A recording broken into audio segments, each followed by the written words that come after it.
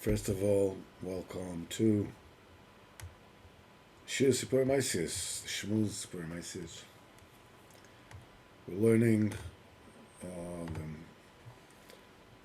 Maisa of the Lost Princess, which is in many ways one of the clearest stories that delineate what a person needs to do in Avodas Hashem. It seems to be practically straightforward. Nosson speaks in the Akdama. He talks about this in great length. He says that he goes after every single step of the story. So let's, without further ado, let's just sort of, share the Maisa itself and read a little bit and see what is going on here. Okay. So we have learned the Maisa of the exile of the daughter of the king, of the princess. We spoke about the fact that it is out of tremendous closeness and trust that the king and his daughter were separated, because the lost princess represents the Emunah, and as such she's the only one that can survive and even flourish in the exile, whereas the sons, who represent the midos, represent the faculties, each one with his own rationale, as it were.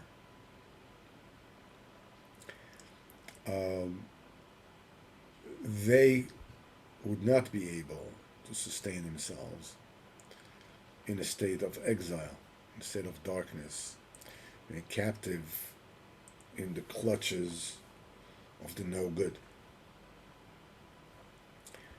And we talked how distressed the king was.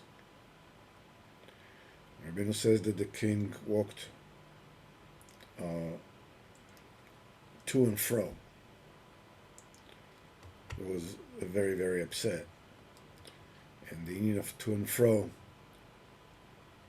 represents the hidden contact that the king has with the Shekhinah under the surface. The Shekhinah is always connected to the king, but it's totally hidden. It's hidden in this world. As we said, Vesa olam nosam belibam, and says, don't say olam but helem, means the concealment. The concealment was put in people's heart. And that is in order to be able to actually serve HaKadosh Baruch Hu in this world and get whatever it is that needs to be gotten, B'ezrat Hashem, b'olam haba.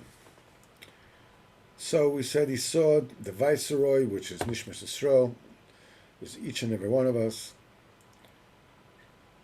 He arose because he saw the king very distressed, and asked to be given an attendant, a horse, and money for expenses, and went to search for her. So we said that the obviously the money is whatever it is that the person needs in this world to sustain him. It comes to show you that everything that you will ever need during this lifetime is already promised to you in advance. The horse is the body with all the taivas, with all the concealment, whereas you feel that the body is you.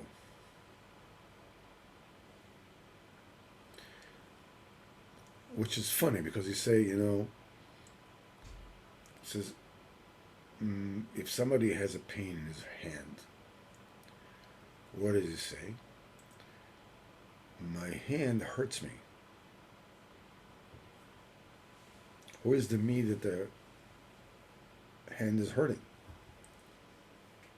The hand hurts itself. What do you mean it hurts you? So you say, what do you say? That your head is you. When a person has a headache, he says, my head hurts me. Who is the me? Who is the you? I just heard a wonderful story from the Baal HaTanya. My son told me that, son Binyamin. He said that one time the Baal HaTanya was sitting learning, and the Tzemach Tzedek, his grandson, was a very young child. He was sitting on his grandfather's knees. So he grabbed hold of the Baal HaTanya's beard, and he said, Saba, Zaidi. So Baal HaTanya said, no, this is Zaidi's beard. So he touched the Baal HaTanya's nose. So he says, Zaidi. So Baal HaTanya says, no, that's my nose. So being that Tzemach Tzedek was a very precocious child, obviously, he went off his knee and he went to the door and slammed the door as if he slammed it on his finger.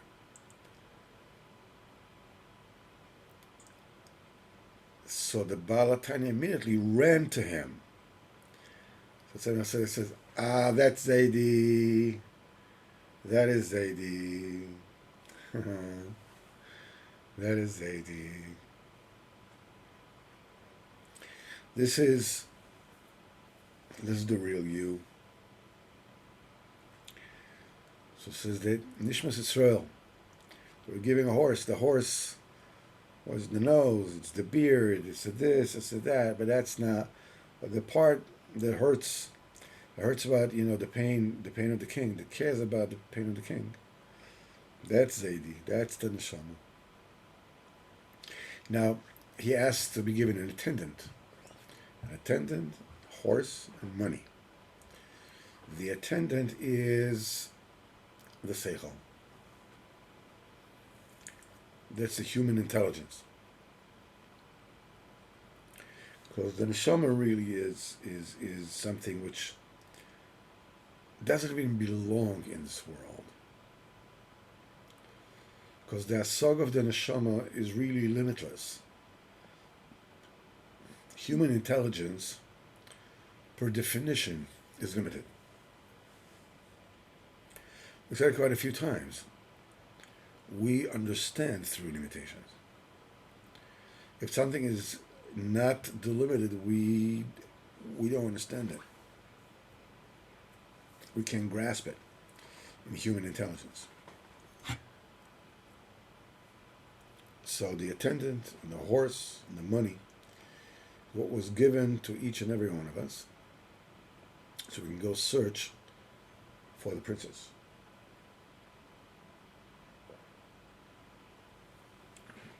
So just read the portion for today. It says he searched hard for her for a very long time until he found her. And now he tells how he searched for her until he found her.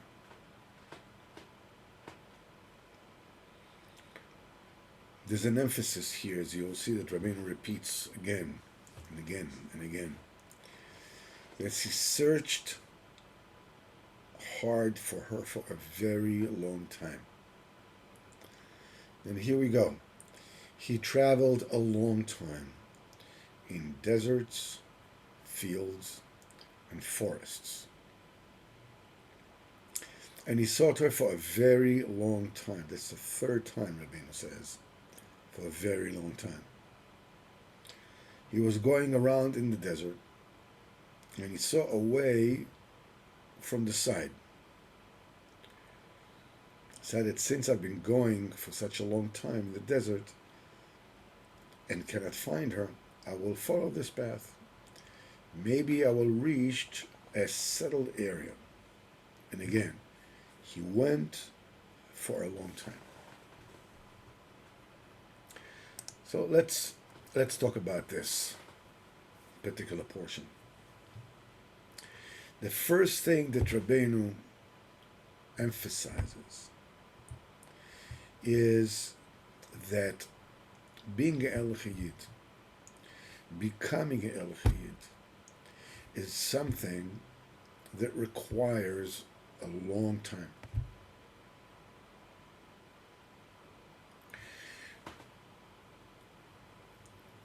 We all want the hallmark of Olam Hazeh is I want it and I want it now.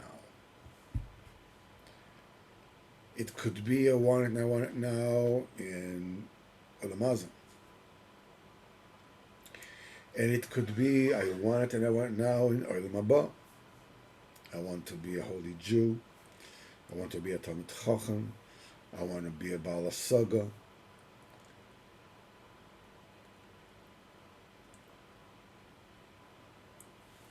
But the first thing that Rabbeinu emphasizes 4 times is that it takes a long time. In quite a few places in Likutei Moharan,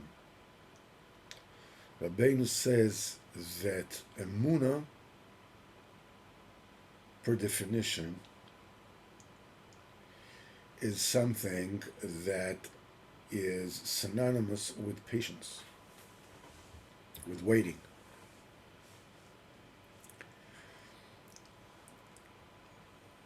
You know, Seder Zraim in the Mishnayos is called Seder Emunah,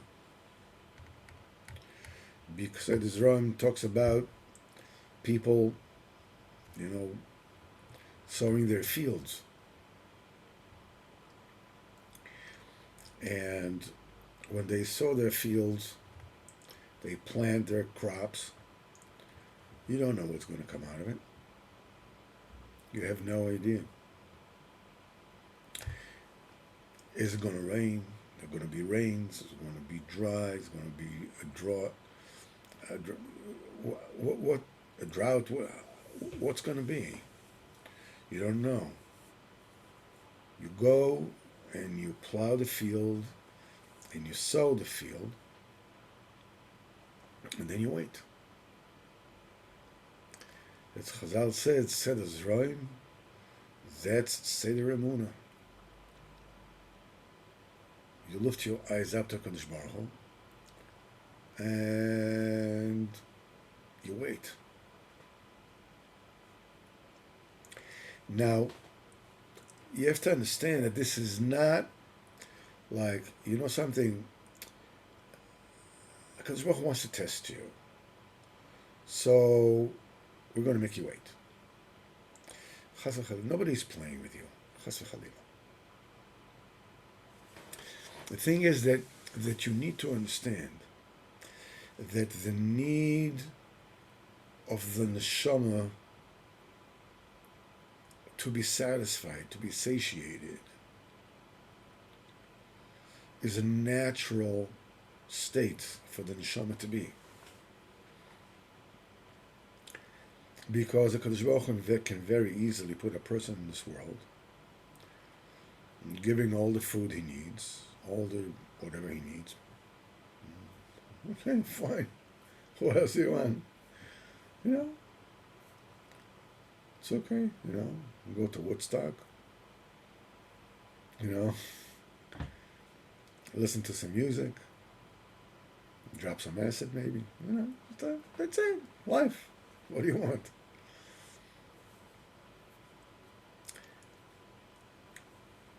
Life is what it is.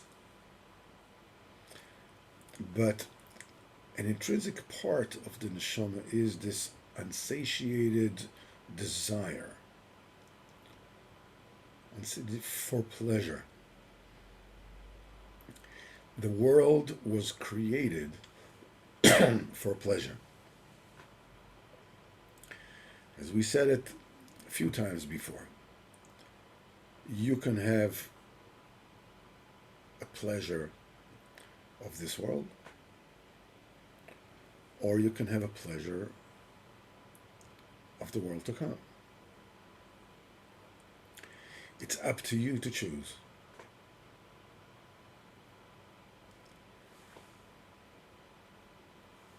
The most important nakuda Rabbeinu is telling us about this long time is that overnight success is never a real success. There cannot be a real overnight success. In fact, when anybody has an overnight success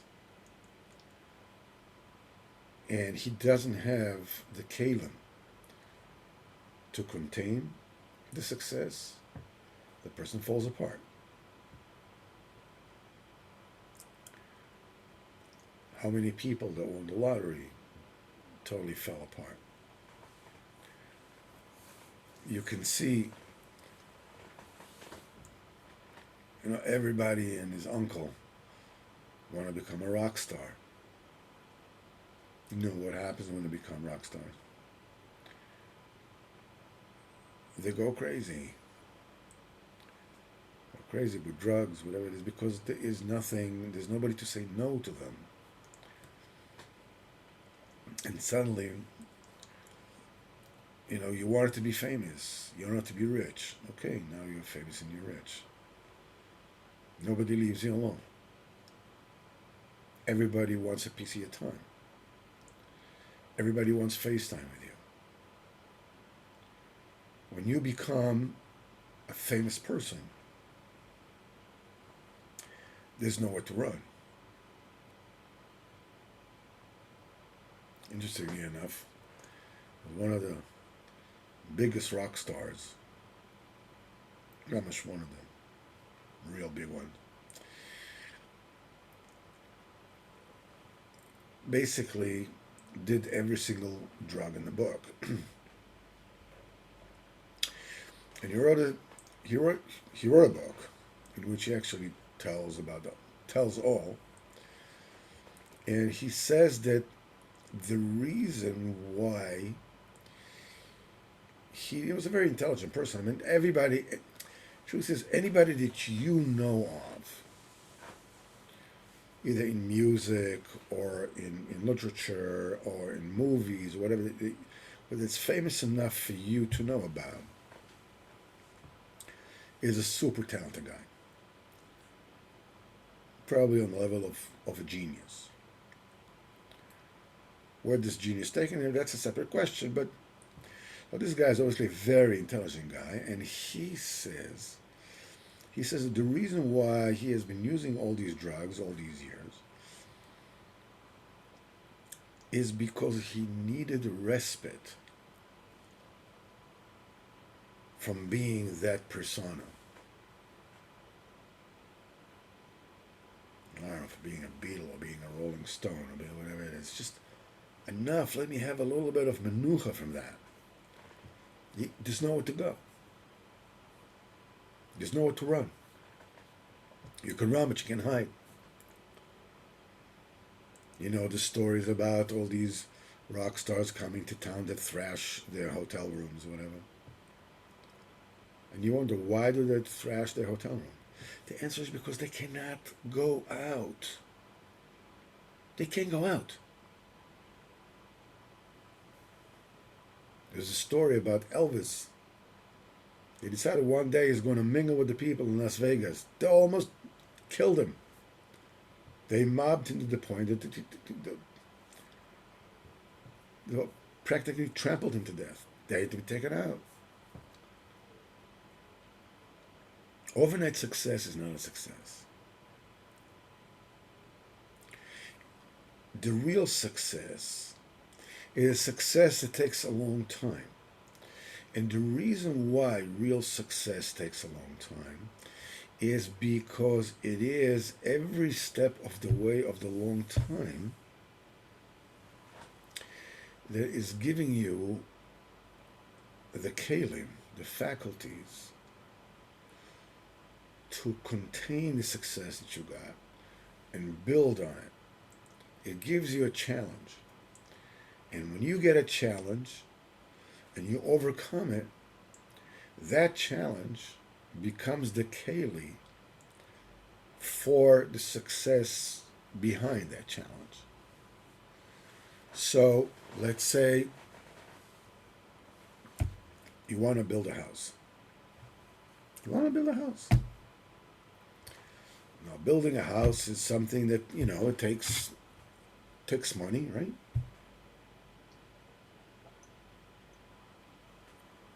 It takes all kinds of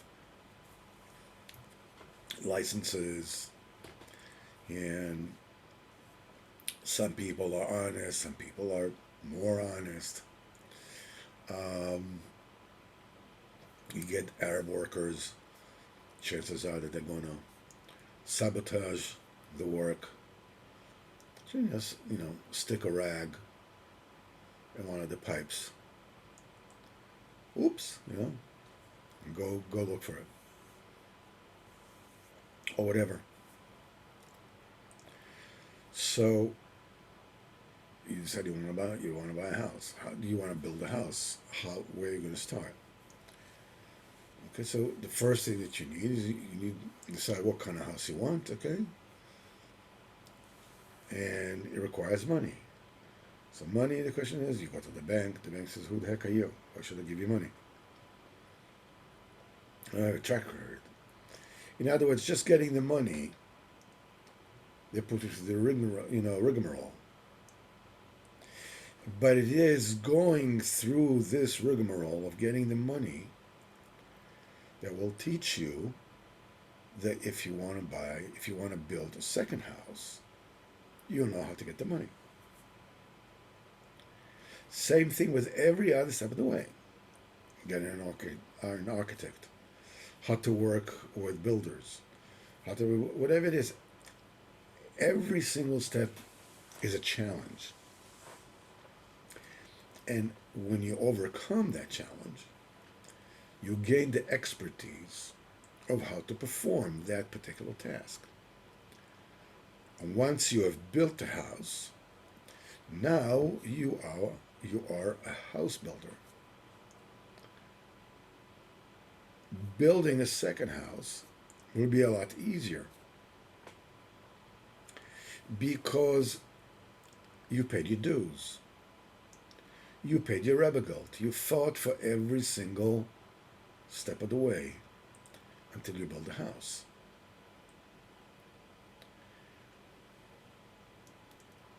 But if somebody, let's say, was given a bunch of money, just go ahead and build a house. I'm telling you, before the house will ever be built, his money will be gone.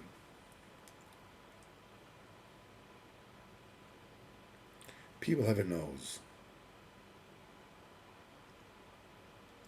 for money that came easy. If the money came easy to you, you know, let's do it together, you have the money and I have the experience. And then we'll go together and I'll swindle you. And now I will have the money and you have had the experience.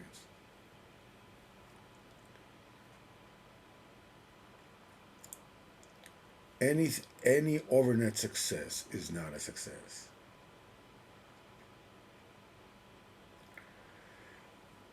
That's why Rabbeinu says that to go to find the princess, the lost princess, is something that takes a long time.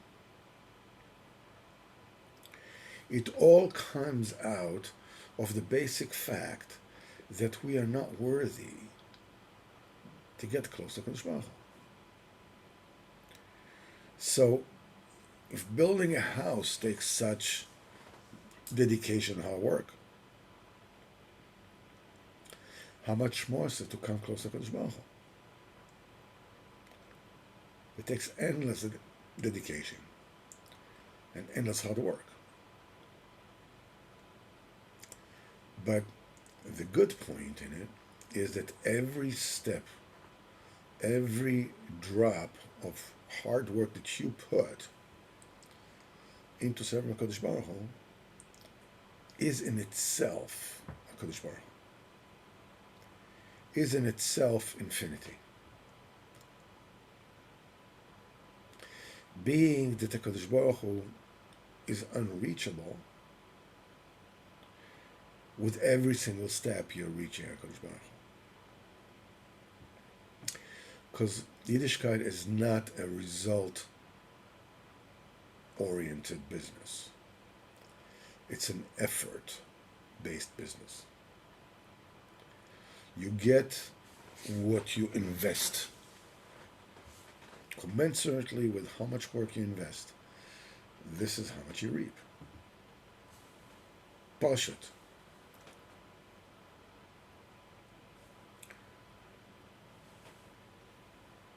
And then we say, so the first thing we learn is he looked for her for a long time. Searched hard for a long time. And then the second phase is that he walked in deserts, in fields, and in forests. Each one of those places represents a state of mentalities, of moichin, of consciousness, of expansion of consciousness. Midbar, Kishmo Kenhu, it's just dry, A field is already a place, there's a place of plants, there's things grow there, fruits grow there, whatever. But you're wading in mud. You're wading in mud. The forest already represents a state of moichin, of expanded consciousness. We learned at great length in the story of the exchanged children.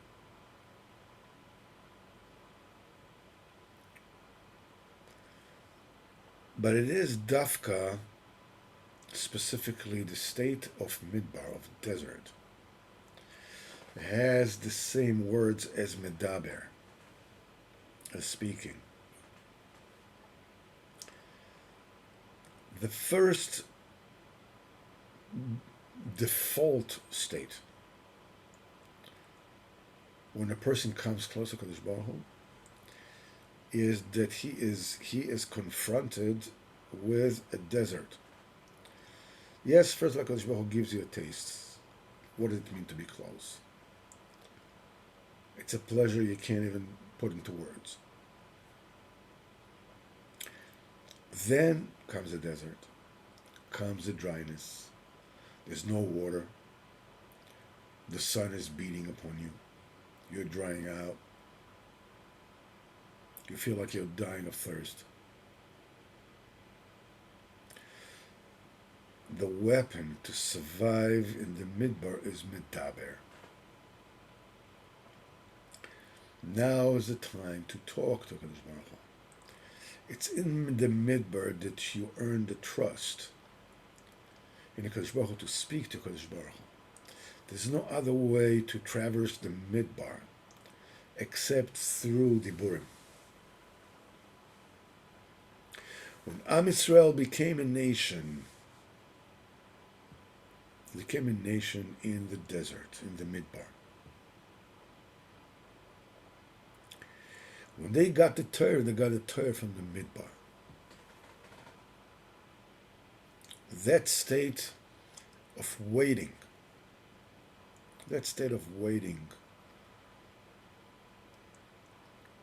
is the bedrock for Yiddishkeit. And I'm telling you now, as somebody who have been there, who is still there, who will be there, is that whatever you lack, if it's parnasa, if it's marrying off your children, marrying yourself, whatever, when you have a true Yishuv Adas, when you really have a presence of mind, which can come solely from his Vedas, you will reach a certain point where not only are you waiting for the salvation, for the deliverance of Kodesh Baruch Hu, but you can actually get a hasaga, get a taste that there's nothing sweeter in this world than to be totally dependent on Kodesh Baruch Hu.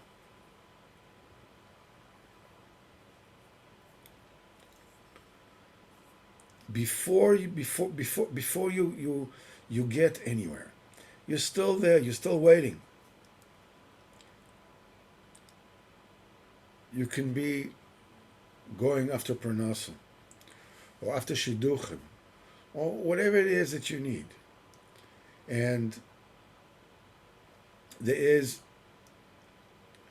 all kind of teasers along the way. Okay, here's the one. No. Okay, this is the one. No. Well, this is the one. No. Parnasa. You know, so okay, that's possible. Whatever. No. And it fizzles out. And then you know that fizzles out. And then his son is, it fizzles out. It's not for me. This is only possible with his Vedas. You beg HaKadosh Baruch Hu to deliver you, and you wait. At the same time, HaKadosh Baruch Hu says to Am Yisrael, Zacharti lach chesed ne'oraich, the grace of your youth. Lechtech acharai b'midbar be'eretz lo zruah, that you followed me in unpaved, unsown land. You went after me in the desert, in the land when nothing grows. You had no assurance that you'll have water. You have no assurance that you'll have food. You had assurance for nothing, and you went after me.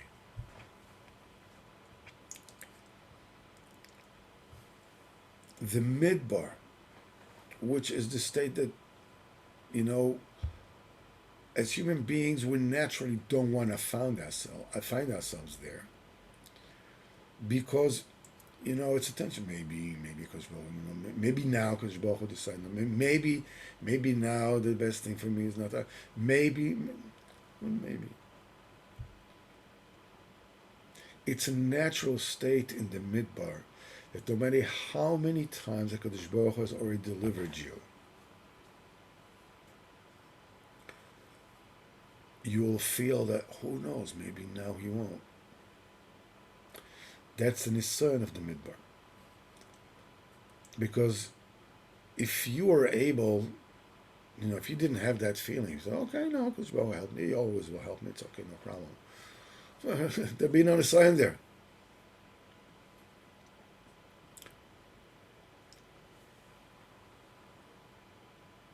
The first thing is talking to HaKadosh Baruch Hu. And we said that he walked in the midbar for a long time, and he saw, and he couldn't find her, and he saw a path leading from the side. As we will see, obviously, that's the path that leads to the Bas Melech. You take a look at Acheinu Bnei Yisrael, all this fantastic, holy Shem Shabbos Yidden.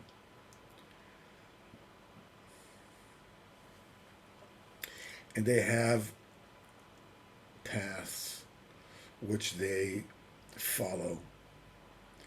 They can have a Rav, they can have a Rebbe, they have traditions, they have Tishon, they have whatever it is that they have.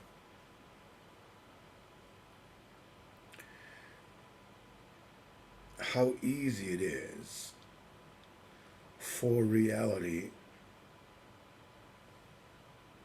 in those venues, or to be grooved. Like you're moving in a groove, like on train tracks. It's just like, it's fine, it's okay, it's no problem. The way is already paved. These are things that we do, these are things we don't do. And there's tremendous holiness there, tremendous amount of Torah there, tremendous Elchkeit there. But if you really want to get close to Kodesh Baruch Hu, you have to take a small route leading from the side. It means you have to find your own way that doesn't fit the mold. The way that is who you are. You're looking for a Kodesh Baruch Hu. You're looking for a Kodesh Baruch Hu. You're not just satisfied in, okay, I'm in. You're looking for Kodesh Baruch Hu. You find a little way from the side. Anash always said, a little way from the side, that's the Eitz of his Beidus. But it could be other things.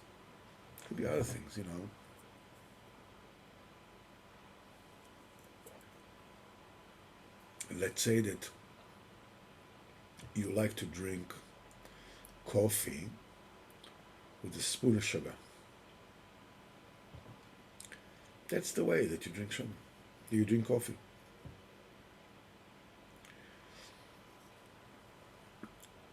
Rabbeinu says the Taivas Achila is being particular of what you're going to eat.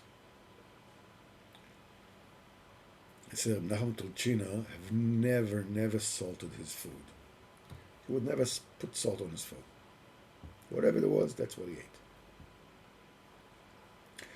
So you drink coffee with a spoon of sugar. So you know something? Create a personalized relationship with the Kodesh Baruch Hu. You say, Baruch Shalom, you know something? I'm going to find myself a little road off to the side.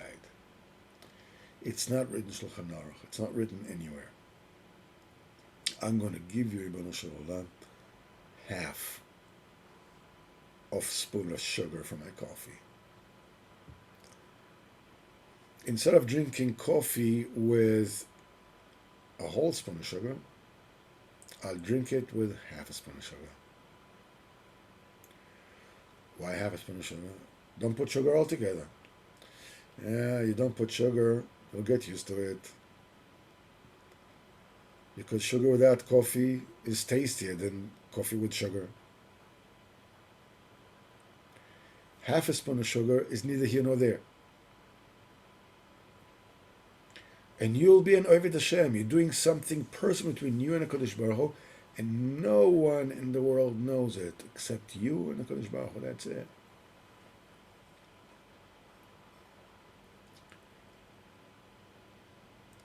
When you have, as we spoke about, these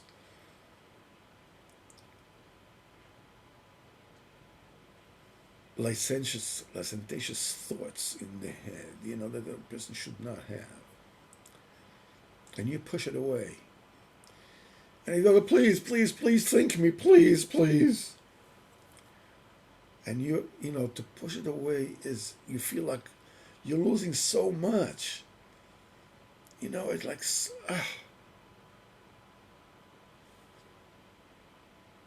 nobody knows except Kodesh Baruch Hu and you. Obviously, the tzaddik knows.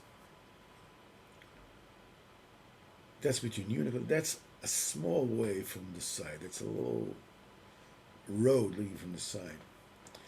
It's that personalization between you and the Kodesh Baruch Hu that denotes, that cements the contact between you and the Kodesh Baruch Hu, that leads you to find the Shekhinah, to find the lost princess.